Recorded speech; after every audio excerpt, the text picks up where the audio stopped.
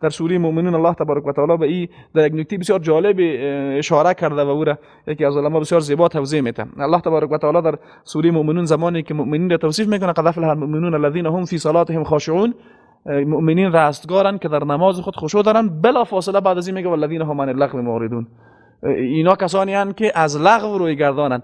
ظاهرا به نظر آدم میتونه که شاید کدام رابطی بسیار نزدیک بین خشوع در نماز و بین روی گردانی از لغو شاید نباشه، اما یکی از علما بسیار یک تعبیر جالبی کرد و موارد انسان میره بالفعل خود انسان احساس میکنه. او میگه شیطان خصوصیات نفس انسانی رو خوب میفهمه و از همه خصوصیات ذهن انسانی و فکر انسانی آگاه هست.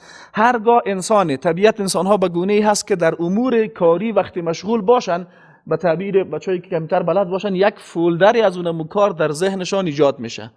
در هر کاری، مثلا شما غالبا در روزانه و کار مصروف بوده باشین، شام که برین حتما همون مفاهیم در ذهن شما هست. امور لغو هم همین خاصیت داره، امور لغو هم همین خاصیت داره. وقتی انسان در زندگی روزمریش با امور لغو و بیهوده مشغول باشه، وقتی که در نماز میره، حال ضرورتا باید متوجه مفاهیم نماز باشه و در نماز خود خشوع داشته باشه، اما چون اینمی امور لغو یک فولدر در ذهنش ایجاد کرده، شیطان میره اونمو فولدر باز میکنه.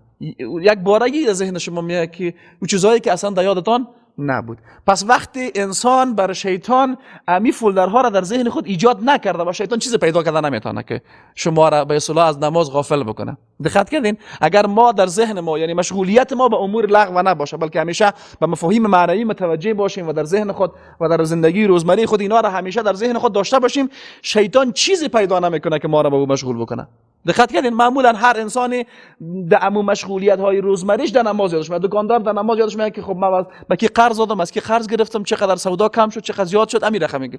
یا مثلا گاهی وقتا یک استاد شاید در ذهنش بیاد که خب من امتحان دارم، چطور شود درس آمادگی باید بگیرم. همین مفاهیمی که انسان روزمره غالبا به اونها چی هست مشغولیت داره، همین مفاهیم در ذهن انسانی یک قسمتی از مغز انسانی را به خود میگیره و شیطان امیر باز میکنه. در نماز یک باری در ذهن تو چیزای دیگه میاد.